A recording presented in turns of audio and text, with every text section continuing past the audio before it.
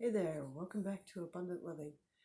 I talked the last time about the three-legged stool of health and how your health rests on three basic principles. The first one of which is making intentional choices for your health. Making choices that are purposeful and not just, oh, by the by, and well, this is what there is, and going with the flow. But really designing your life and knowing that what you're doing is what you're choosing to do. You have a choice in life. The second leg of the stool of health is respect your senses. Disrespecting your senses is a great way to get yourself slowly off track and into a trajectory that's going to run your body right into the ground. Your senses are the way that you interact with the world. Your eyes, smelling, tasting, touching, hearing. It's the way that you receive the world. When you ignore that, you start to skew how you interact with your world. And you know that if you interact with your world in a way that isn't entirely accurate, it's going to create problems.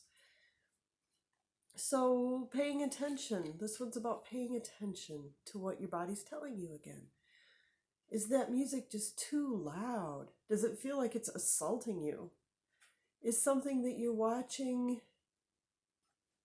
not pleasant for your eyes? Does it hurt to watch? Sometimes you say that, ooh, that hurt to watch. Well, that's a very profound phrase. Eating too much processed food, does your mouth feel like, I don't want this? Paying attention to what makes your mouth feel sparkly. If you ever watched the movie Ratatouille, and he's got one point where he's the rat that's the chef is introducing his brother, who's the street rat, to fine food. And there's all colors, and they go into this magical, because their mouth came wide awake and tasted food for real for the first time. And it was a magical thing. Pay attention, because the food that really perks your mouth up and makes it say, oh yeah, that's the food that's going to be good for your body. Your senses are a very profound way to interact with the world, and it's important to take care of them. One of the very first things that I learned, that I do to this day because I love it, is rinsing my eyes with cold water first thing in the morning. Try it. You'll be amazed. And then go to rinsing your whole face with cold water first thing in the morning. It's a thing that our grandparents used to do, maybe great-grandparents, in part because they didn't have warm water running in the bathroom.